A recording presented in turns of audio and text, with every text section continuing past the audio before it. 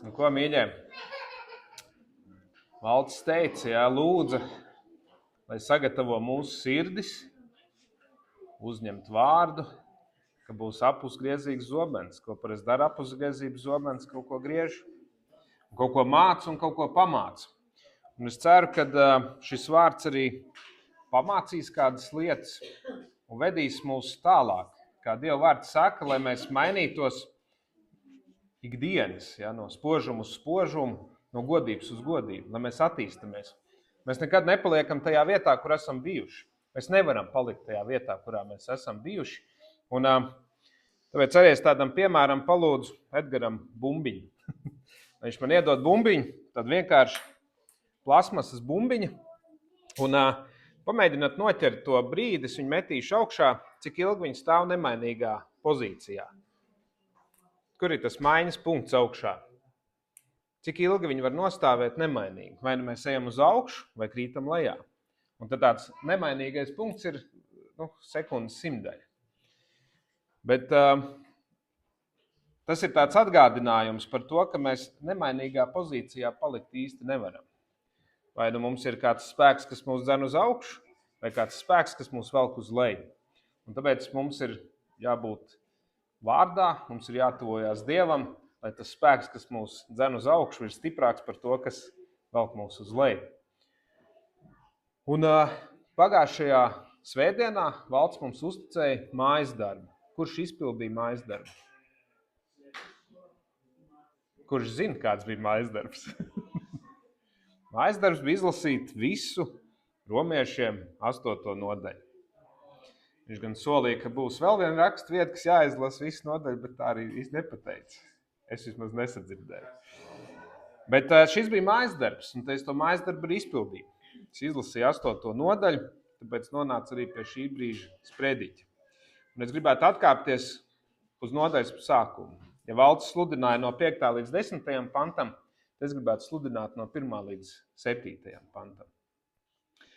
Un šīs svētrunas nosaukumu, lai Valtam ir vieglāk, jo bieži vien manām svētrunām nav nosaukumu, tad es izdomāju pats nosaukumu. Lai atvieglotu šo darbību, tad likuma nezināšana tevi neatbrīvo no atbildības. Un tāpēc es iesāku par to apusgriezīgo zobenu, jo bieži vien jau mums ir tā, ka mēs gribam tā vieglāk, un citreiz gribam sevi pažēlot un palikt kādā tādā žēluma stāvoklī, bet vai tā vajag?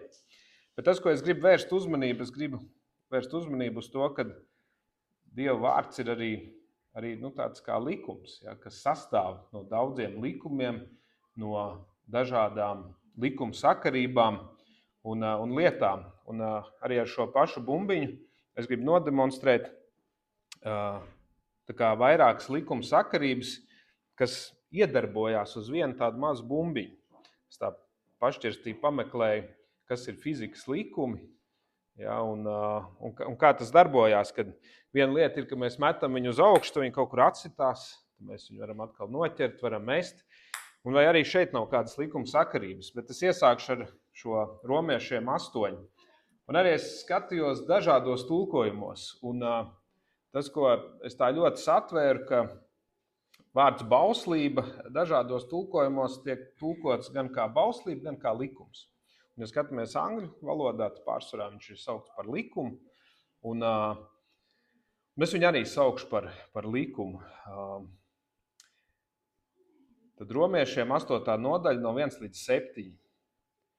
Tiem, kas Kristu Jēzu, vairs nav pazudināšanas, jo dzīvības gara likums Kristu Jēzu ir tevi atbrīvojis no grēka un nāves likuma.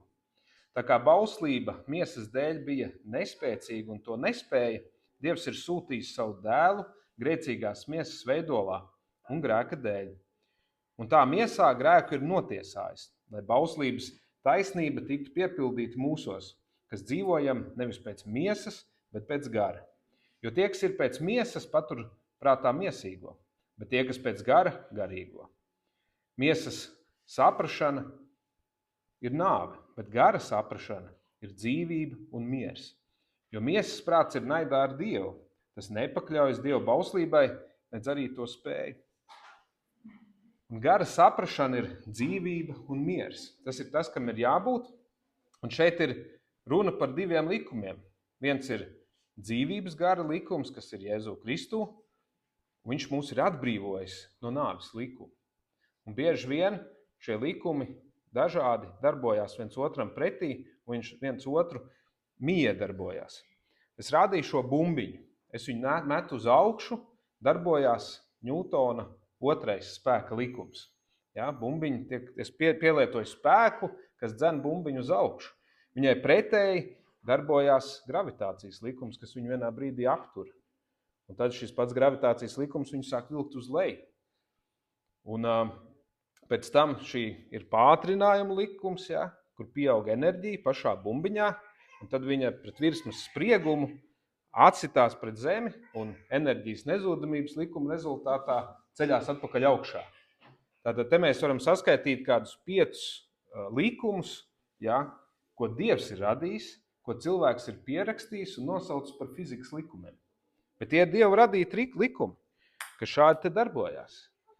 Un vai mēs kā cilvēki, mums ir atstāta Bībele, Dieva likumu, noteikumu, principu grāmata.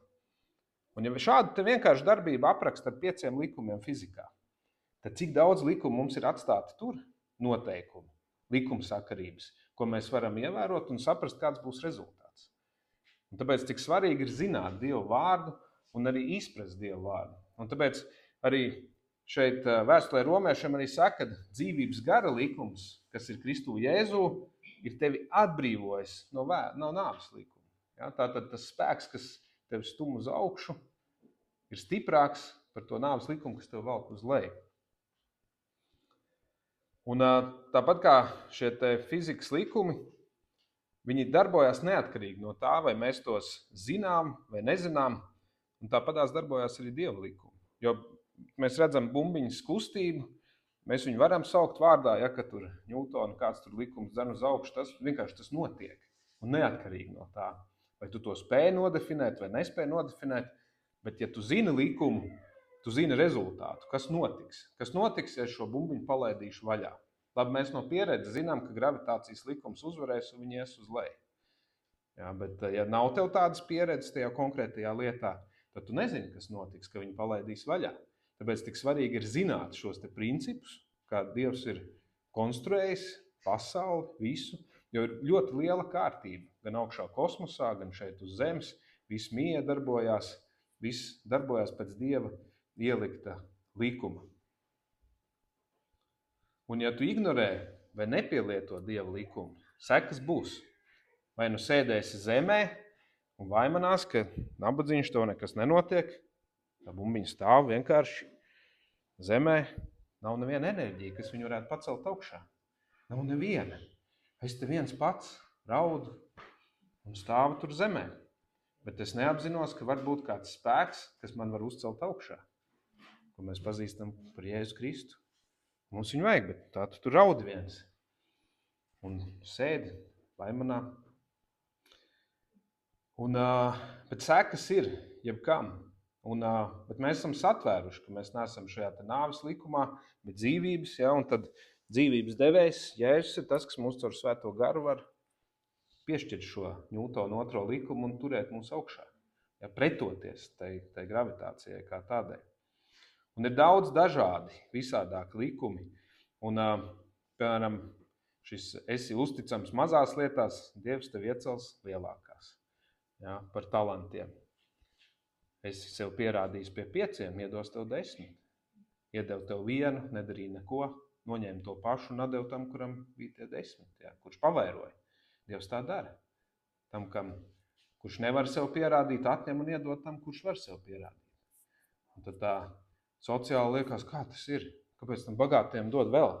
Ja? Es taču esmu nabadzīņš tur zemē, bet tu neesi ievērojis Dieva principus. Tu neesi savā sirdī ielaidis Jēzu Kristu, kurš tev var pacelt un ka tu vari sākt darboties šajās te lietās.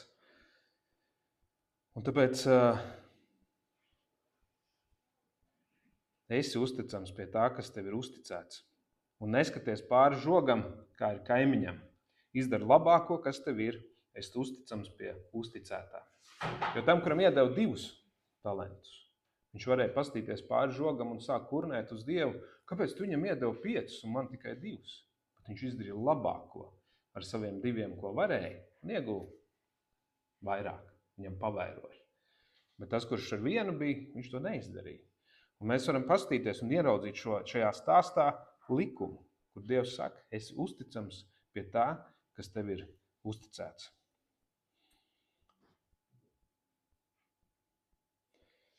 Mīli savu tuvāko kā sev pašu.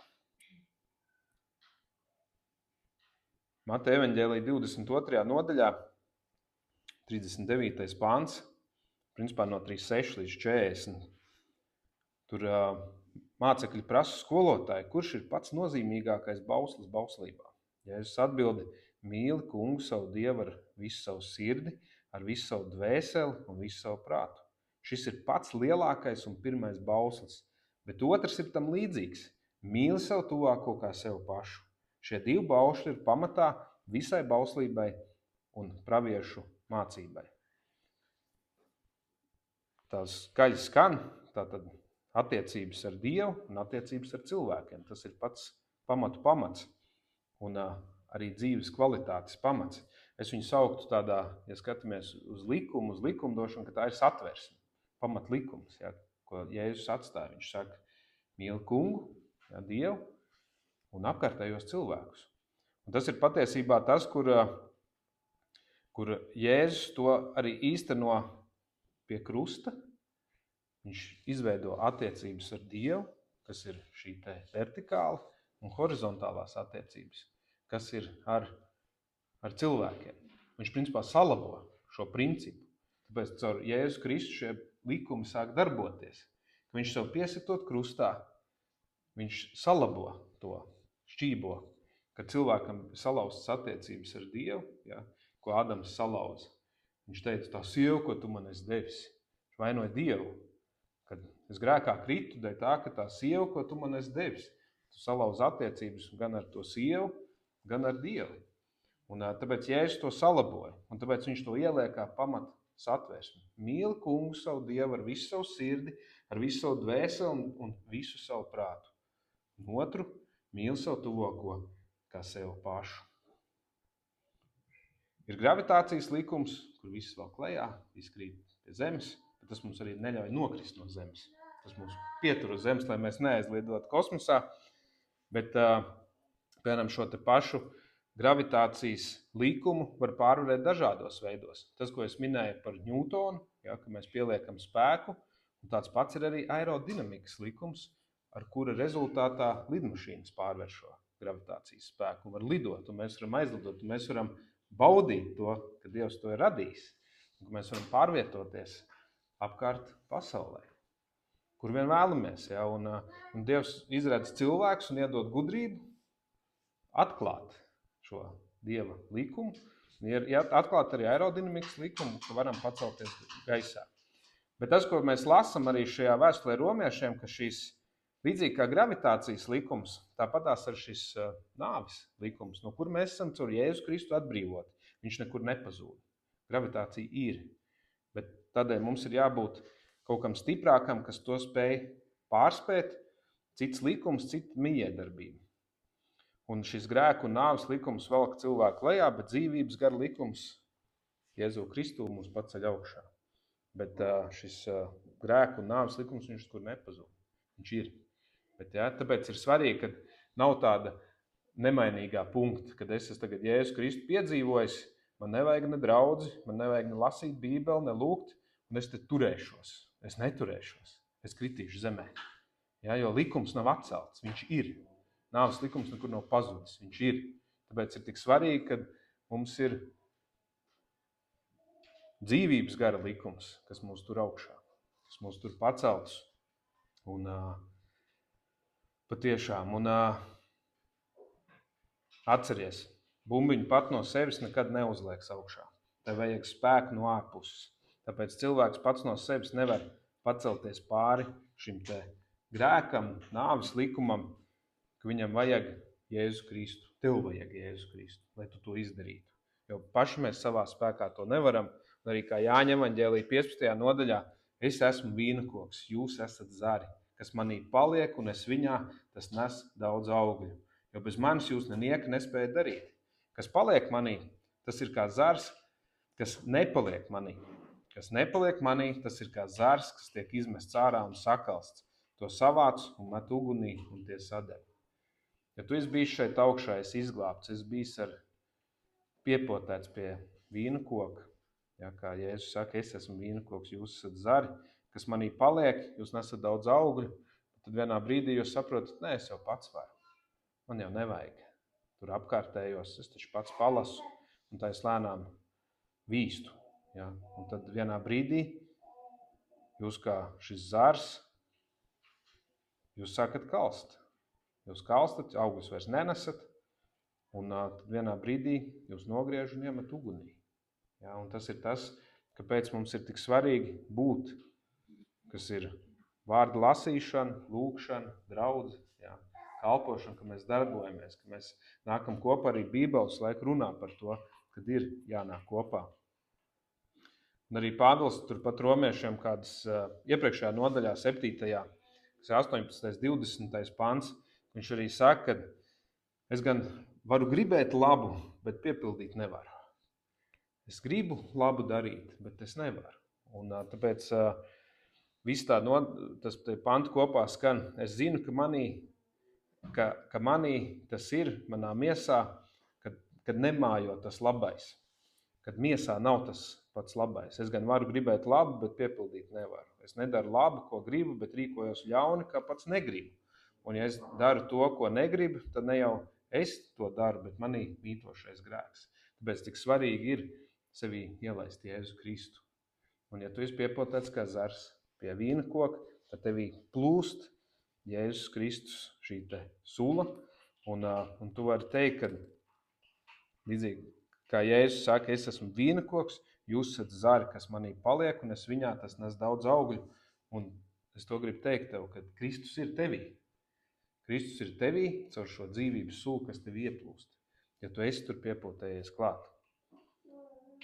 Un caur šo dzīvības sulu, ja tu esi klāt, tu esi iztīrījis savu sirdi, tu esi Dievam lietojams trauks. Arī, kaut tev ir tikai viena lieta dota, ko tu vari darīt. Kaut šis viens talants, tad mācies arī no šīs stāsta un lieto viņu, dari viņu. Un tu redzēsi, kā tu bagātīgas augļus var nest. Un nevis, lai sevi celtu godā, bet lai Tēvs ar tiem tiktu pagodināts. Tā ir tā svarīgākā lieta. Un nevajag teikt, ka es Bībelē lasīju, ka jābūt 2 talantiem. Ja, tad es varu pavērot. Nē, tas arī ar to vienu varēja to izdarīt. Vienkārši viņš nedarīja. Ja, un tas ir brīdinājums tev, ka atceries, kad Kristus ir tevī, dzīvība plūst tevī. Un katrā no mums ir milzīgs potenciāls, ko Dievs ir ielicis. Tikai mēs ar visādākiem pinekļiem viņus apslāpējam. To es lasīšu vēl tālāk, ir rakstuvieta. Un bieži vien arī ir tā, ka ne tikai uz kristiešu brāļiem, māsām, arī visu kaut kur ejot, redzot cilvēkus, ir bieži vien tādas skumjas, kad tu redzi šos pārkāptos likumus, neizpildītās Dieva lietas un principi, kas netiek izpildīti, un kad apzinies šīs te sekas, kas sagaida cilvēku, viņš tā dara, bet tu no malas to nevar palīdzēt. Vienīgais cilvēks, ko šajā pasaulē var izmainīt, esi tu pats. Tu vari staigāt apkārt un teikt, bet kamēr cilvēks pats pie atziņas nenāk, nekas nemainīsies. Ir tik svarīgi pašam mums, katram vienam nāk pie šīs atziņas un saprast ir tā lieta, ko tu no Dieva principiem neievēro. Un tas tev uzreiz ļauj sākt funkcionēt pēc Dieva principiem. Un lai nebūtu šīs te bumbiņas stāvēšanas zemē, un ka tev jāsaka, ka es nabadzīgs. Un visbiežāk ir tā lieta, kad nevis šie te pārbaudījumi un visas tās lietas, ko mēs sakam, ka viņas pārsvarā ir mūsu darbības vai bezdarbības vai aplamas darbības sekas, ja? Nevis, jo Dievs sekas jums neuzlieku, bet bieži vien mēs paši tur sevi ievedam iekšā. Un arī tāda lieta, ko es esmu pamanījis, ka tā kā tu uzskati, tev ir taisnība. Jo tas saskan ar tavu iekšējo motīvu, Ja? Ar to domu, ar kādu te. Un es to ļoti daudz, kur redzu, īstenībā gan Bībelē, gan arī cilvēkos, ja tu gribi būt ciešanās, tu tur būsi. Jo tas ir tavs iekšējais motīvs. Un tas ir iespējams tavs viltus piepildījums, kā tu sevi māni ar domu, ka es tagad esmu ciešanās, ja, Kristus dēļ, bet apsties kārtīgi. Apsties kārtīgi, pavērtē to ceļu uz atpakaļ, vai tiešām tu tajās ciešanās esi Kristus dēļ. Vai tik tu pats sevi tur neesi ievedis un nolicis tajā pozīcijā, darot aplamas lietas. Atceroties arī pamatlikumu, kas ir 2. Ja? Attiecības ar Dievu un attiecības ar cilvēkiem. Un izejot no tā, tu sapratīsi, bet nevajag sev sodīt par to. Ja? Dievs ir žēlīgs, viņš saka, atgriezies. Es esmu mīlošais tēvs, es gaidu tev mājās. Nāc mājās. Kad tu pie atziņas esi nācis, un es sapratu, ko es darīju nepareizi. Tad lūdzu piedošanu, nāc mājā. Līdzīgi kā pazudušais dēls. Viņš pie atziņas nāca un nāca pēc tam atpakaļ mājās, sapratu, ko ir nožēlojis, rūkti darījis. Un atkal mums pārējiem brāļiem māsām pieņemt viņu, kas pie atziņas ir nācis un nāk atpakaļ mājās. Ja mēs bieži vien gribam nosodīt, kāpēc viņam baro to teļu. Viņš tak izdauzījies apkārt. Nebija uzticams, vispār nemaz. Ja, notrieca visu tur, visu kaut kur. Viņš saka, kāpēc viņam tagad tādas svētības? Tāpēc, ka viņš pie atziņas nāca un izlaboja to savu kļūdu un saprata, ko darīja nepareizi. Tāpēc viņa tēvs tik ļoti grib svētīt. Tāpēc ir tik ļoti atkarīgs no tā, kas ir mūsu šis te motīvs un arī kam tu atļauj stūrēt. Ja, kam tu atļauj stūrēt. Un tas, kas bija pagājušā svētdien, ko valsts sludināja, kam tu atļauj stūrēt. Un bieži vien mēs ļaujam stūrēt visu kaut kam, tikai ne svētajam garam un Dievam. Mēs cilvēku viedokļiem ļaujam stūrēt, ja, mēs visu kaut kam un īstenībā par to stūrēšanu man vienmēr juk, es atceros rallī, ka rāda, ja, tad klātienē gan neesmu laikam nekad bijis, bet ir stūrmans un pilots. Īstenībā pilots ir tas, kas sēž pie stūres tiešā veidā, un stūrmans ir, kurš viņam saka, uz kur pusi tā stūri jāgriež. Un tad sanāk, kas ir tavs stūrmanis? Kur tev saka, kur jāgriež? Vai tu pakļaujies cilvēku viedokļiem, lietām? Un tas, ko es esmu dzīvē sapratis, ka paskaties, ko dara visi apkārtēji. Ja tu gribi citus rezultātus, tad paskaties, ko dara pārējie. Mēģini atrast to niansi un darīt citas lietas. Un tev būs citi rezultāti. Un tas būs cits rezultāts. Bet bieži vien mēs pakļaujamies tam cilvēku impulsam. Un arī, ja skatāmies uz likumu, tad bieži vien arī tādā baznīcu vidē, ja, ticīgo vidē ir Dieva likumi, un mēs kā cilvēki izdomājam noteikumus, kā sasniegt to likumu mērķi un būtību. Un tad mums ir jādara šādi, lai mēs to likumu piepildītu. Bet tas ir cilvēku izdomāts noteikums. Un kad saproti, ka tas, beigās mēs pildam noteikumus, nevis ievērojam to Dieva likumu. Ja, mēs cenšamies izdabāt tādiem cilvēku izdomātiem noteikumiem. Kaut vai, lai tuvoties Dievam, tad dievkalpojums jāsāk ir ar uzrunu, slavēšanu, tad ir svētruna, un tā ir kaut kāda kārtība, tie ir noteikumi. Ja. Bet tas ir, lai mēs izpildītu tā kā Dieva principu. Bet vai tam tā ir jābūt tieši tādā secībā un tādā laikā un kārtībā? Un Dieva princips to tā nenosaka, bet viņš pasaka, ka jums ir jānāk kopā. Un tad mēs izdomājam, kā mēs nāksim kopā. Ja, kā mēs sēdēsim tur rindās vai aplī, vai ar mikrofonu runāsim vai bez. Un tie ir noteikumi. Un tāpēc cilvēka tāda iekšējā, tā miesīgā daba ir koncentrēties uz tiem noteikumiem. Bet jābūt ir garā tai brīvībai un mieram, ka tu ievēro Dieva likumu un Dieva principu. Ja? Bet bez noteikumiem neiztikt. Ir jābūt kaut kādiem, lai aizietu līdz galam. Un daudz noteikumu mums palīdz izpildīt likuma normas, lai tas tā būtu.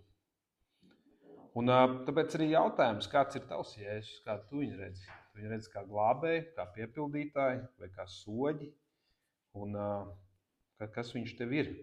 Jo Jēzus Kristus ir daudz šķautnains un katram vienam savs, kā mēs viņu redzam, mūsu skatpunkts, kā mēs ieraugam.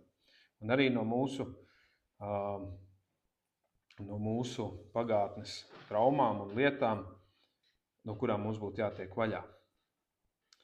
Un tāpēc arī, ko es jau pagājušajā svētdienā teicu par šo lietu, ja, par šo jautājumu. Lai tu saprastu, vai tu esi Dieva principos, Dieva likumos, man ir viens jautājums, ko uzdot. Kurš ir vislaimīgākais cilvēks pasaulē? Un kāda ir tava atbilde? Es 2 rokas redzēju. 3, 4, 5, 6. Vai tava atbilde ir es? Vai tu vari nosaukt savu vārdu? Jo pat ciešanās tie, kas bija, ja mēs lasām Bībelē, viņi bija vislaimīgākie cilvēki pasaulē. Jo viņi jūta, ka viņi pilda savu uzdevumu Jēzu Kristu. Ka tu esi piepildīts. Un piepildījums dod mums to laimīgumu sajūtu. Laimi nedod nauda vai bagātība vai vēl kāds lietas. Katram tas ir kaut kas cits. Bet, kad tu esi Dieva armajā, laukā, kas tev ir uzticēts, tad tu jūti to piepildījumu, ka es esmu laimīgs. Ka es daru to, kāpēc Dievs man ir radījis. Kāpēc es esmu šeit. Un tad tu iegūsi to dzīvei jēgu un piepildījumu.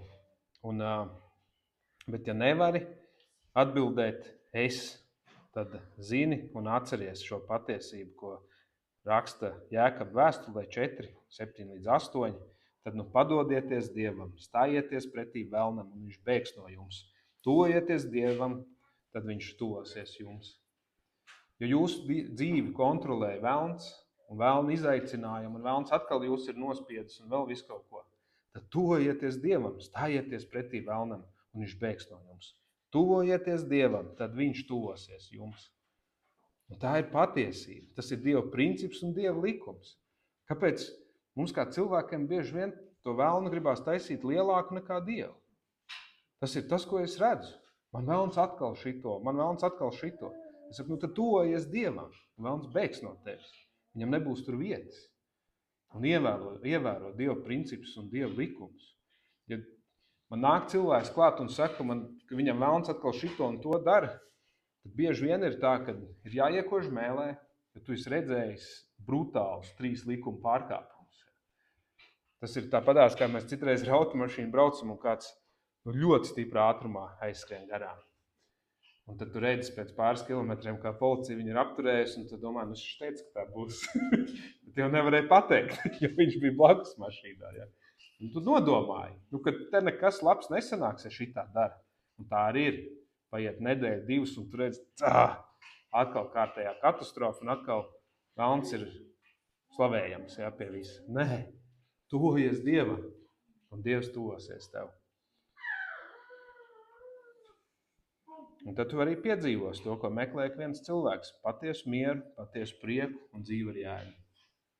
Un tas ir tikai iegūstams tuvojoties Dievam. Un patiešām šis atgriešanās brīdis, kad mēs sastopamies ar Jēzu Kristu, mēs esam atvēruši savus sirdis, mēs sakam, jā, Jēzu, es tev uzticu savu dzīvi, es kalpošu tev. Tas nav beigas, tas ir tikai pats sākums. Tas ir pats sākums, kad tu ielaidi Dievu savā sirdī. Viņš var sev sākt veidot, tev pulēt, un tu vari sākt baudīt šo dzīvi kopā ar Dievu.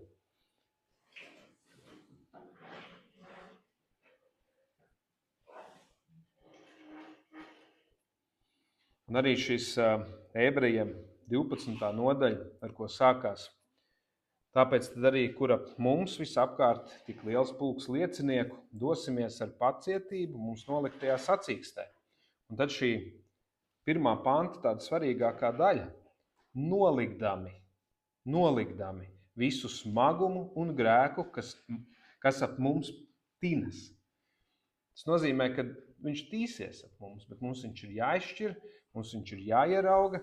Un šeit ir gan smagums, gan grēks, abi divi un starpā. Nolikdami gan smagumu, gan grēku, kas ap mums tinas. Viņš tīsies, bet ar Dieva principiem, ar Dieva likumiem, to viņš attālināsies. Ja tuvosies Dievam, velns bēg projām. Un arī mēs pret grēku un smagumu neko nevaram paši izdarīt miesā. Jo ar šo nāves likumu, kuram mēs esam pakļauti, līdzīgi kā gravitācijai, mūsu miesa ir pakļauta. Mēs nevaram pretoties ne smagumam, ne grēkam. Līdz ar to mums ir nepieciešams šis dzīvības likums, kas ir Jēzus Kristus, lai ap mums nepītos šīs te smaguma un grēka lietas. Tāpēc ar ebrejiem tā raksta nolikdami visu smagumu un grēku, kas ap mums tīnas, mēs ar pacietību dodamies noliktajā sacīkstē.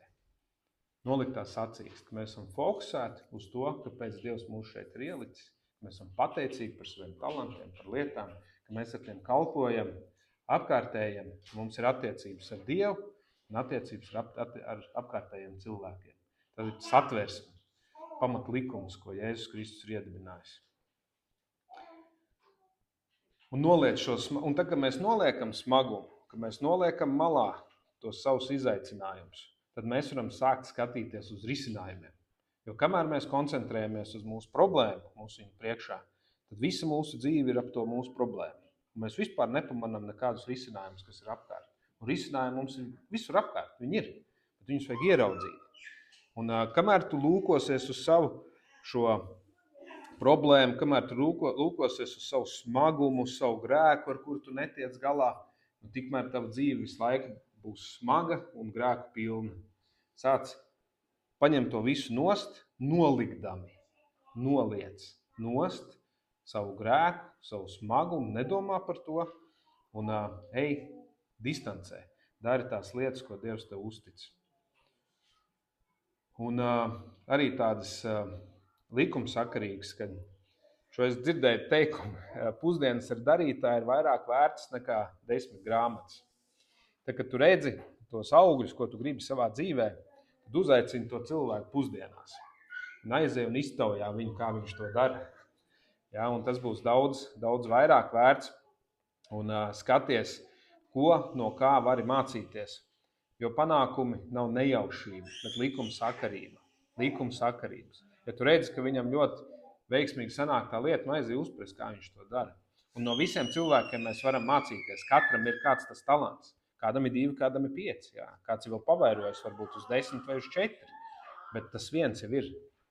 Un aizej un pamācies. Protams, kāds būs apratis, un no tā tu varēsi tikai iemācīties, kā nedarīt. Bet tā arī ir gudrība iemācīties, kā nedarīt. Paskaties, bet ar to pusdienās neej. Vienkārši apskaties, kā nevajag darīt, un viss. Tāpēc mēs varam mācīties no pilnīgi visiem cilvēkiem. No vieniem kā darīt, no otriem kā nedarīt. Un Bībele mums skaidri pasaka, un pēc augļiem jums būs to pazīt. Pēc augļiem mēs atpazīsim tās lietas, ko mēs varam iemācīties. Un bieži vien viens cilvēks ļoti dara labi kādas lietas, un kādas viņam slikti sanāk. Tad tu no tiem, kuriem tās labās sanāk, ej un iemācies. Jā.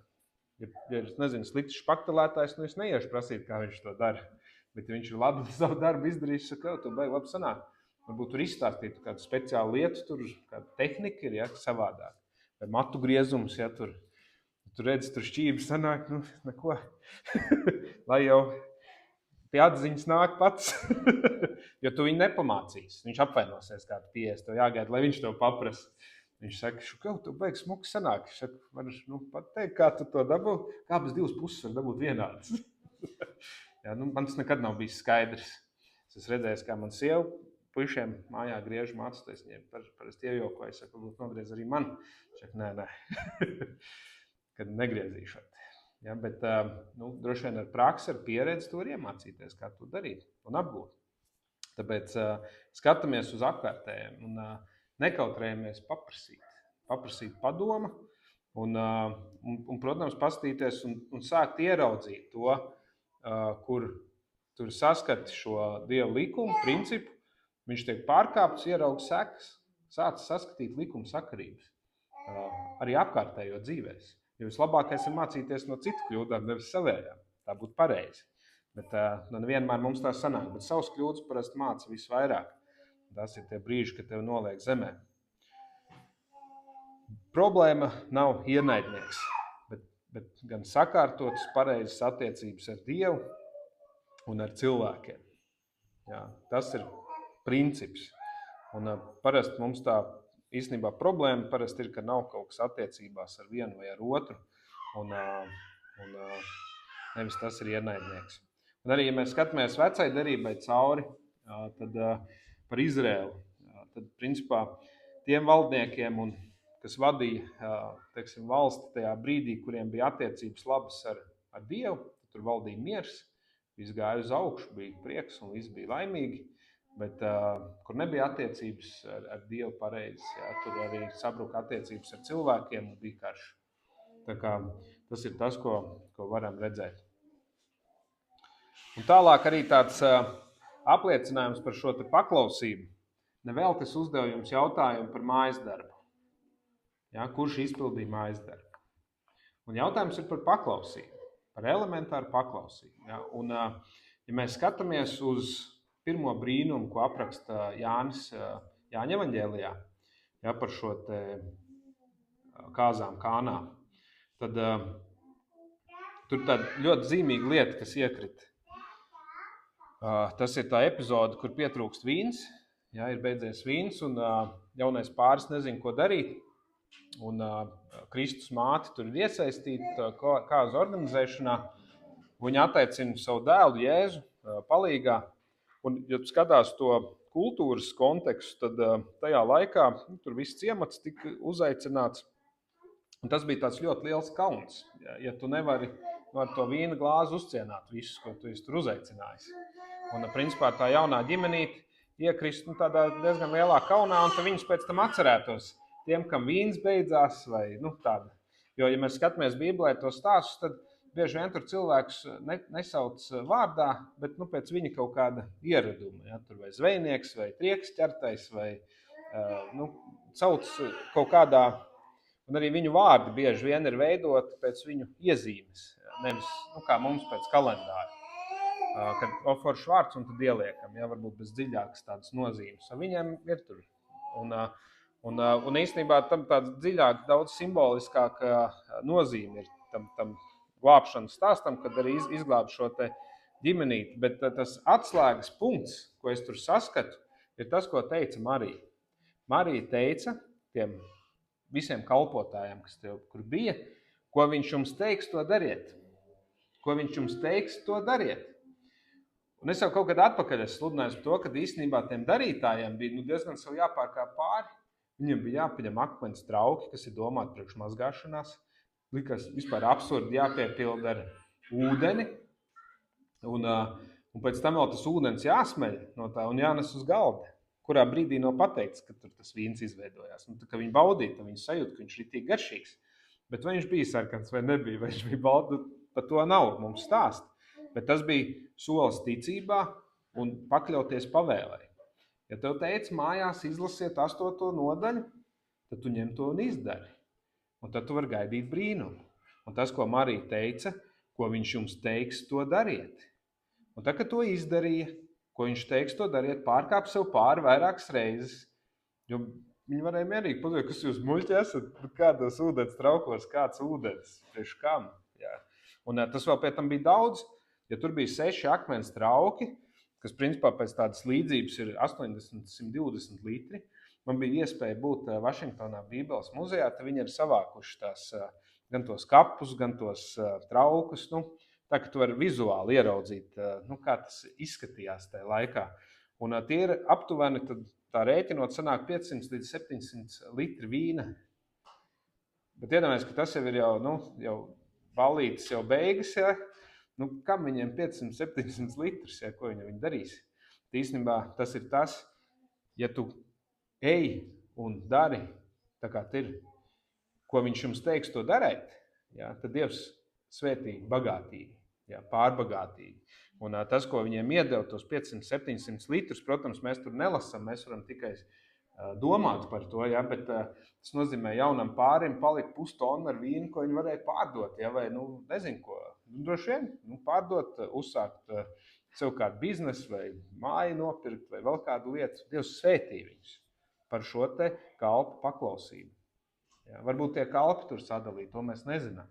Bet Dievs iedeva nevis tik, cik viņiem tur vajadzētu, bet viņš iedeva 0,5 tonu ar vīnu. Šak lūdzu. Jā, bet jūs paklausījāt. Bet atceries arī savā dzīvē, kad atslēgas vārds ir, ko viņš jums teiks, to dariet. Ja? Ko jums Jēzus saka, to dariet. Un tad jūs dabūsiet pilns akmens trauks ar vīnu. Ja? Varbūt jums nevajag vīnu, kaut ko citu. Bet ko jums teiks, to dariet. Ja? Un atgriežoties bišķiņā atpakaļ, ja jūs redzat labus augļus, tad ejiet un paprasat, kā tos labos augļus var iegūt. Kā tu viņus esi dabūjis. Ja? Un jums iespējams izstāstīs, kad es gāju, piepildīju trauks ar ūdeni, ja? Man trūka, izdarīju visu, un re, kur ir. Un tā kā tas ir.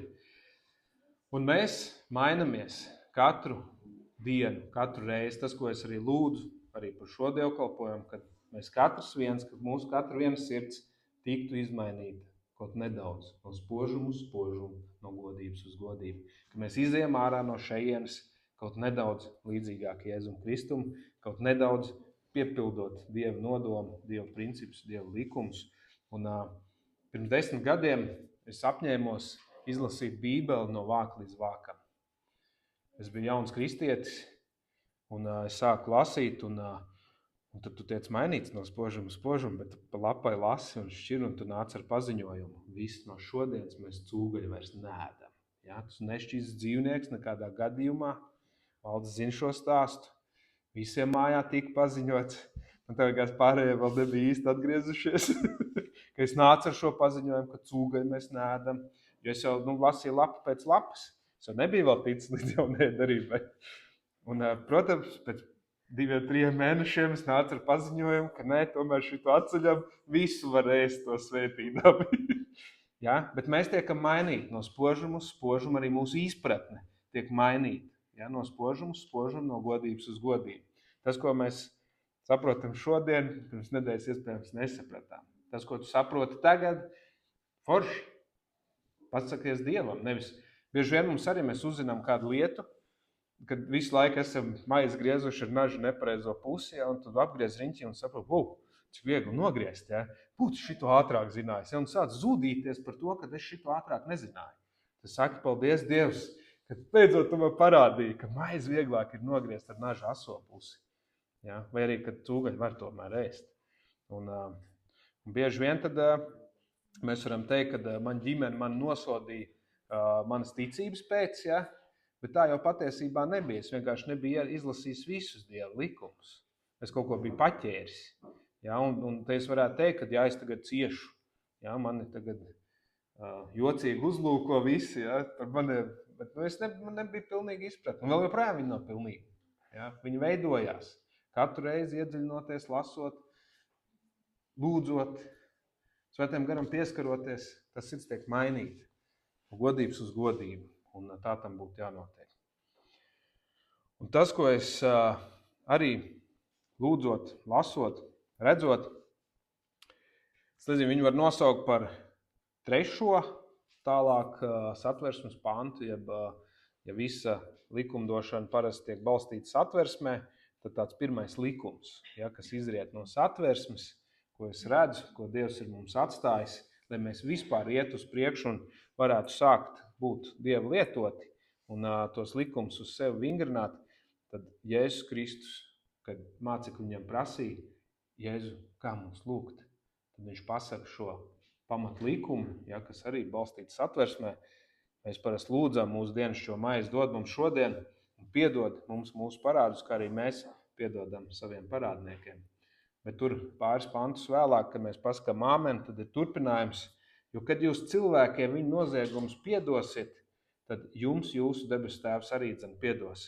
Bet, ja jūs cilvēkiem viņu noziegumus nepiedodat, tad jūsu debesu tēvs jums jūsu noziegumus arī nepiedos. Un tas ir tāds pamata likums. Ja tur cietu sirdei, tad negaidi svētības. Ja tu nespēji piedot citam, tad tev arī nepiedos. Un tā tu tāds rūkts sēdēsi šitā. Nekustīgi. Tie, kas aizmugurē neredz to bumbiņu zemē, bet viņi nekustās. Viņi nevar pacelt, jo tu nevari piedot. Ja tu nevari piedot, tad tev nevar lietot. Tu paliec tur noskumis, staigā grūtsirdīgs, un patiešām tad tu esi tā mīlestības vēstule, ko Jēzus ir sūtījis. Bet tādā stāvoklī tu vari parādīt Jēzus Kristus mīlestību apkārtējiem. Varbūt tu tur veido vertikālas attiecības ar Dievu, tur stūrītī stāvot, nepiedodot nevienam citam. Bet tev nebūs vispār attiecības ar cilvēkiem, kas ir apkārt. tas, kas ir svarīgi, kas ir Satversmes 2. pants, tādā valsts runāja par mašīnām pagājušais, tas šoreiz par likumdošanu. Ja? Tad mums ir svarīgi šie 2 panti, viņš saka, tikpat svarīgs, kā attiecības ar Dievu, ka tu mīli savu tuvāko kā sev pašu. Un tas, ko Jēzus mums atstāja, viņš atstāja skaidri par piedošanu. Maizi tu var lūgt un dienešķo, ja tu vai piedod manus parādus, kā arī es piedodu saviem parādniekiem. Jo, kad jūs cilvēkiem viņu noziegums piedosit, tad jums jūsu debes tēvs arī piedos. Bet jūs cilvēkiem viņu noziegums nepiedodat, tad jūs debes tēvs jums jūsu noziegums arī nepiedos. Un bieži vien mums ir kādas pagātnes lietas, ko mēs turam savā sirdī. Citreiz esam viņus iemūrējuši tā, ka vispār neviens klāt netiek, bet ka mēs nevaram piedot. Bērnībā lietas, jaunībā, vakardien, vienalga kurā laikā. Bet mēs to tur nesam līdzi. Un tas ir tāds jumts, kur mēs atsitamies un nesaprotam, kā tas ir. Pastamies pāri žogam, kā viņam tā sanāk. Bet vai tu esi piedevis? Vai tu esi piedevis?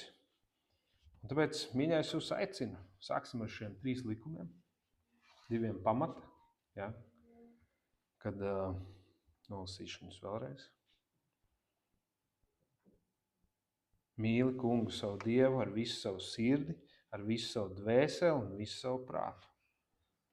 Šis pants ir lielākais un pirmais bauslis, bet otrs ir tam līdzīgs. Mīli savu tuvāko kā sev pašu. Un tas tuvākais ir visi tie cilvēki, kas mums ir apkārt, ko mēs satiekam. Un tāds panākumu pirmais likums un debesu valstības likums šeit virs zemes – piedodiet. Tad arī jums taps piedots. Un ja jūs nepiedodat, tad jūs paliekat kā tā bumbiņa zemē. Tā kā tā, mīļie, tas ir tas, ko es gribēju ar jums līdzdalīt. Kas labs to paņemat, kas slikts atmetat. Kā saka, zīvi apēdat, bet asaku izspļaujat. Un tā visās lietās. Līdzīgi kā Dārta mums sūtīja ziņu pagājušajā nedēļā laikam. Tur bija, ka jālūdz ir pa tiem, kas priekšnieki un tā, kunga draudzē, kas jūs pamāc, turiet viņus mīļus un augstā cieņā, bet tur tālāk uz beigu pusi neapslāpējiet garu. Neapslāpējiet garu. Tas nozīmē, ka garu var arī apslāpēt. Jā. Neapslāpējiet garu. Neniciniet pravietošanu. Pārbaudiet visu, kas labs, to paturiet. Kas labs paturiet, tas nozīmē, viss nav jāpatur. Bet neapslāpējiet garu. Jā, kad šitais pravietis jau nedarīgs. Nē, paturiet, kas labs. Jā, paturiet, kas labs. Un baudiet to, ko Dievs ir sagatavojis. Viņš saka, kā mēs lūdzam, debesu valstība, ja? Gan debesīs, gan šeit virs zemes. Tā kā tā. Kurš ir laimīgākais cilvēks pasaulē? Jau vairāk rokas. Izmeklējiet savus sirdis. Izmeklējiet savus sirdis un piedodiet. Un jūs redzēsiet, kā laimīgums vairojās jūsu sirdīs. Tā kā, mīļie, lai Dievs jūs bagātīgi svētī. Un patiešām, lai svētais gars jums uzrāda katram vienam tās lietiņas, kas jūs kaut kur aiztur, kas jūs tur lejā, lai svētam garam pēc iespējas vieglāk jūs ir pūst augšā. Ja? Un ka mēs patiešām varam droši padoties šim dzīvības gara likumam, un kad viņš mūs patiesi atbrīvo no grēku un nāves likuma. Ka mēs to varam baudīt arī šeit virs zemes un būt Jēzus Kristus mīlestības vēstules apkārtējiem. Nevis uz akmens plāksnēm, bet uz sirds rakstīts un ikvienam skaidri saprotams un lasāms. Amen. Amen.